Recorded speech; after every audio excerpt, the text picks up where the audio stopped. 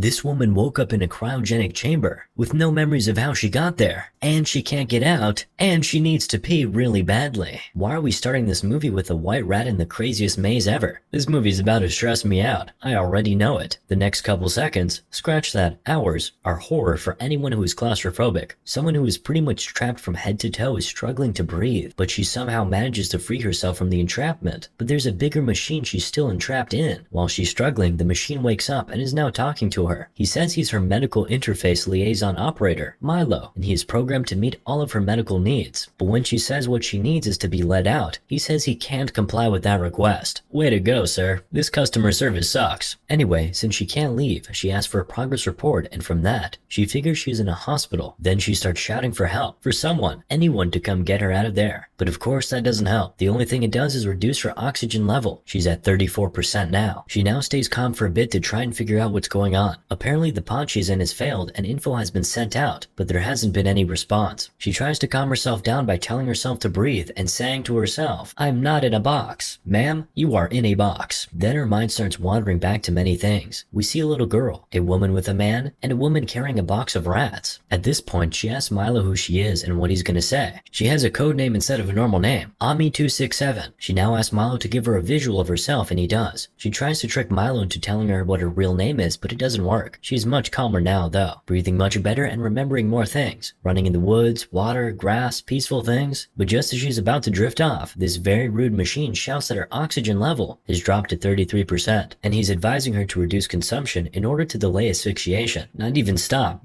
delay. So what's she supposed to do? Just not breathe? Now that thing starts inducing more chaotic thoughts of her, dying, and also of a white rat. Rip in peace. She now asks for her diagnosis, but her medical report is unavailable. At this point, she's out of options, so she just begs Milo to open the pod and let her out. Honestly, begging never hurts. I'd do the same if I were in her position. I know that for sure. But begging doesn't work, so she commands it to unlock.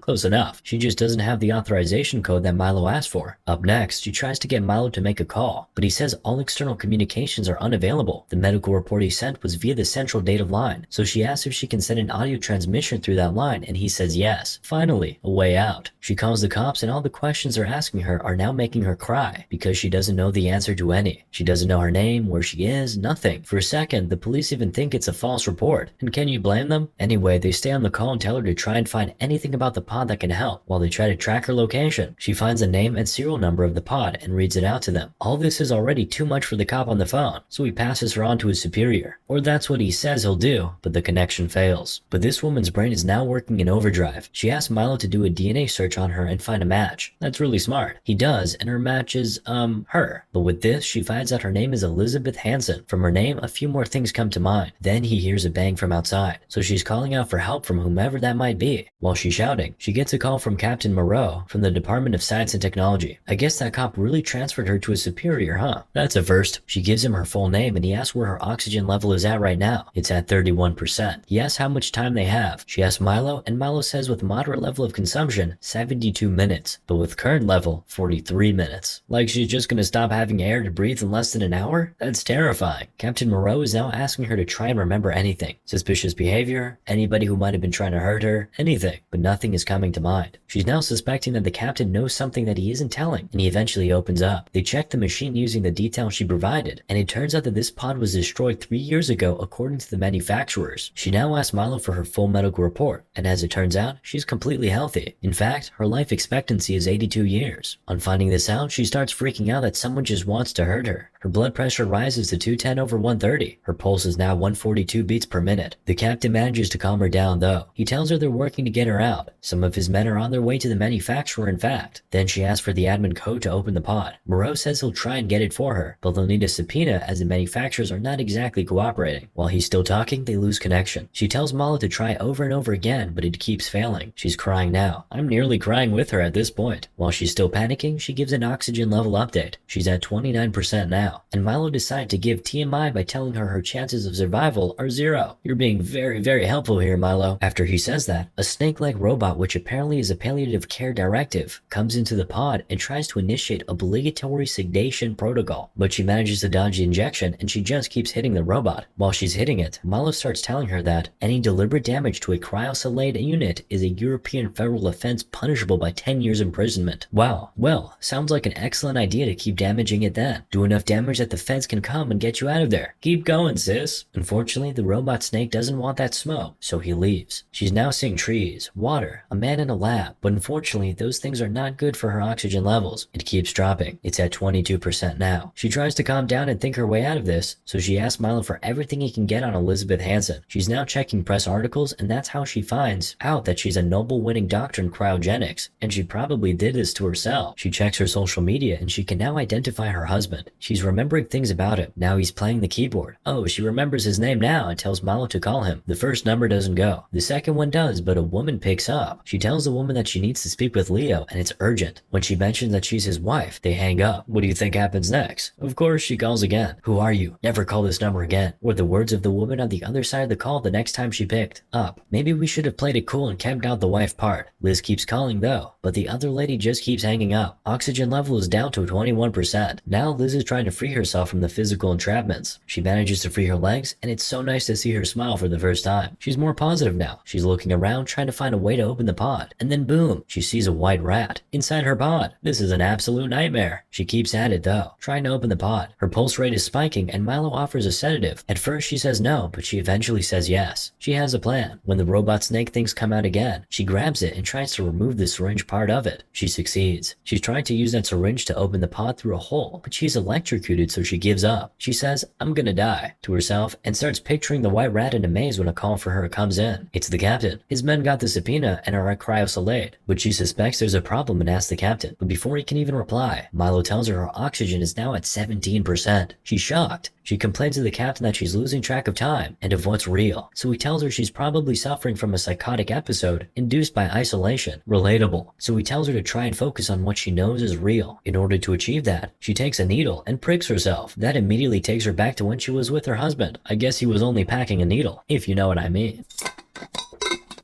She's now talking with the captain. She tells him she has a husband named Leo, and she thinks that we're trying to have kids. She tells him to try and find Leo. He'll know what happened, but the captain says that, according to their information, she was never married. Whoa! She now tells Milo to search for Dr. Leo Ferguson. Milo says no results were found. Then she tells Milo to search for Elizabeth Hansen at the Science and Technology Award, and she can no longer see the picture of both of them, which she saw just a few minutes ago. She's freaking out now, and frankly, I think I'll be joining her in a minute. The captain tells her Leo isn't real. He's now telling her she played basketball in college, and she was good. He also tells her that she has a doctorate in bioengineering and has received many grants and awards, but none of this sounds familiar to her. He goes on telling her she was born in Stockholm and was raised by a single mom. Liz thinks she remembers her mom, so she says Alice. Her name is Alice. But the captain says no. Her name is Isabel. He continues telling her about herself. She went to Oxford after medical school in Paris. She says she remembers Oxford. It's where she met Leo. She's telling the captain to look for Leo when Milo tells her her oxygen level has dropped to 15% and her blood pressure has spiked again. She's now shouting at the captain for the codes. He says his men will get to her soon, but they're 20 minutes away. She can now hear voices that sound like they're talking with the captain. She thinks he is lying to her, so she ends the call. Now she's seeing pictures of a terribly sick man playing the keyboard while she's out by the pool. A few seconds later, she and the man are being rushed into the ER. She's getting another call again, but she rejects it. She tells Milo to play back the last few seconds of the last call with the captain. She listens closely, tells Milo to pause, play back, and raise the volume. Then she hears these words. Tell her she's hearing things, that it's the stress. She's getting another call, but she rejects it yet again. She gets yet another call, and she accepts this time. She straight up starts yelling, thinking it's the captain again, but she hears a woman's voice. It's the woman who picked up that time she called Leo. The woman asks Liz if she's in a cryogenic unit. Then she tells Liz they don't have much time. It was not supposed to happen like this, and that something must have gone wrong. Liz says she wants to talk to Leo, but the woman says it's impossible because Leo is dead. She doesn't believe her, so she tells Milo to hang up. Milo hangs up the call, but he doesn't fail to remind her that her oxygen level has dropped yet again. She's at just 14%. 15% now. She gets another call which she takes time to accept. It's the woman again. Liz asks her how she knows her name. She didn't tell her. The woman tells Liz she knew it was her from the moment she heard her voice, but she just could not believe it. She says she knows the code, but when Liz asks for it, she tells her she can't use it to open the pod. She doesn't care. She wants the codes regardless. She threatens to end the call. Then the woman gives her the code. She begs Liz not to open the pod, that if she does, she'll die. Well, if she remains here, she'll still die. Damned if she does and damned if she doesn't. So she does. But while she's unlocking, the woman says she can prove to her that if she opens it, she'd die. So she tells Milo to pause unlocking and gives her 10 seconds to prove it. The woman tells her to follow some steps, and boom, Liz finds out she's out in space, around 40,000 miles from Earth. Huh? What in the world? Sorry, what in the Milky Way? The woman is now explaining to her why she's in that box. Apparently she was placed in hypersleep so she could carry out her mission, but something went awfully wrong. The woman talking to her is the one who designed the system, so now she's telling Liz that she can't bring her home, but she can put her back to hypersleep. But what Liz and I are interested in right now is knowing what mission they're talking about. The woman tells her, colonizing a planet orbiting around Wolf 1061. It's 14 light years away from the Earth. And guess what? She only just left. Both Liz and I can't believe what we just heard. Anyway, Liz is remembering more things now, and the woman is confirming them. This is a military project and she works for the Military of Defense. She doesn't know why though. She's now making sense of what happened with the captain earlier. He was indeed lying to her. Once the police ran a check on her, the government got involved, and the captain only started telling her what they wanted her to hear. The woman now explains that they lied to her because she has become a threat. They don't want her to recover her memory, so she doesn't somehow create general panic in the world she's now thousands of miles away from. It now dawns on her. The captain was only trying to buy time, waiting for her oxygen to run out. By the way, that is at 12% now. Like, come on, can't you see a damsel in distress here? Be a gentleman. Now the woman is telling her how Leo died. He contracted a bug, and it clapped him. The police lied to her that she went missing 3 days ago, but it so happens that she has been in hypersleep for 12 years. The woman now tells Liz that she's only wasting her time and oxygen. They need to work together and find a solution. Liz is cooperating now. The easy solution doesn't work, so they have to go the longer route. While she's telling Liz what to do, she says they're here. Apparently, the police found her because we can hear "get on the floor" from her end. Anyway, before she's cut off, she gives Liz some instructions. She tells her to go into hypersleep before oxygen hits 2%, find out what triggers her memories, then she'll find the memories she needs. Finally, she shouts, "Find Leo." What is going on? She's now trying to find what triggers her memories. Leo and the keyboard keep flashing in her head, but nothing. Now she asks Milo, who authorized her participation in this mission, and he says she did. Now she's repeatedly asking herself what the woman meant by "find Leo," and why she's trying to rack her brain. Oxygen level, 11%. She does some stuff I don't understand because I never paid attention in science class. But then she presses upon that part of her palm, which she cut open, and she's seeing Leo again. That's not enough, so she does the same thing that made her get electrocuted the other time. But the first shock doesn't give her enough, so she goes again, and she can see herself in an operation room with Leo. After the fourth shock, she hears Leo say, "Don't worry, we'll meet again." Now she's seeing stuff falling from a tree and a couple sitting on a bench. She's back to the present day and she asks Milo to search for a contact for Alice Hansen and call it. It's her mom. She's just unloading on her, crying, telling her she just wanted to hear her voice, and telling her she loves her.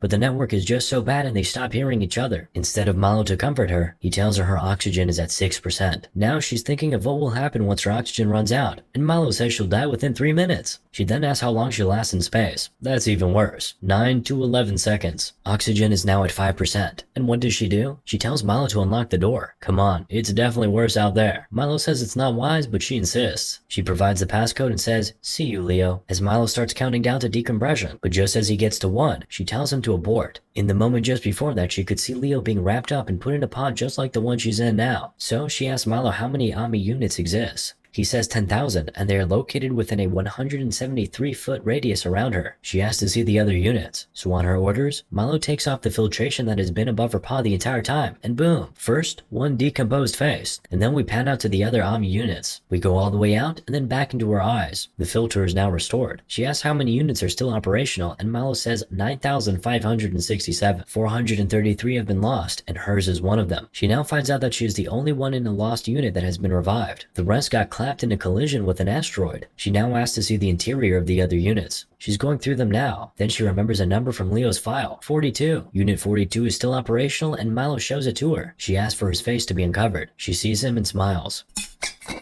But there's a problem. She can't find his scar. So she asks for another search on herself and asks to see videos. She plays one of the videos and it's her giving a science lecture about memory transfer. But she's much older in the video. Much older. Now here's the crazy part. She asks Milo to play back the call with that woman and run voice recognition. And trust me, you're not ready for this. That woman is her. What? She's basically a clone, and that realization completely freaks her out. She's going mental now. And as you expect, her oxygen drops further. It's at a critical threshold now, 4%. She's now recording a message for Leo. She's saying sweet stuff to him as she prepares to die. But then, she says she wants to live, so she's trying to give it another go. But her oxygen level drops to 3%. And Milo says charitable euthanasia protocol will be administered in 1 minute. Awesome! She tries to stop it, but it can't be stopped. Milo is counting down, but just before it gets to 1, she manages to remove the attached injections that could have killed her. She's now trying to go into hypersleep, but it can't work, as she has disconnected virtually everything from her body. Now she can see hundreds of rats in her pod, but apparently they're not real. With her oxygen levels now at 2%, she reconnects everything that needs to be connected. But after she's done, Milo says she can't survive resuscitation. Her final message to Leo is that she tried, but she won't make it. But she's not alone. She's not the only one lost. There are others. Then she says goodbye to him and ends the recording. Just before she goes off, something pops up in her head. She has an idea to transfer oxygen from the other missing units into hers since they're all dead. But Milo says it'll take over 14,000 minutes, so we'll have to put her in hypersleep while he carries out the maneuver. So she agrees to be put in hypersleep and accepts the sedative. She apologizes to Milo, and Milo accepts her apology. That's funny. Anyway, she asks Milo to describe the wolf planet and the journey. He does. She then tells him to describe the Maui beach. He also does. That calms her down. Finally, she asks Milo to rename Omni-267 to Liz. He does. And then she's covered up and boom, hypersleep. We now see an image of space and something disappears. I didn't pay attention in physics class, so I don't know what that is. The last thing we see is Leo and Liz by the beach dressed in all white. I'm just so happy I got to see this woman walk before the movie ended. She really laid down there for 2 whole hours. Moral of the story? Trust no one, not even yourself.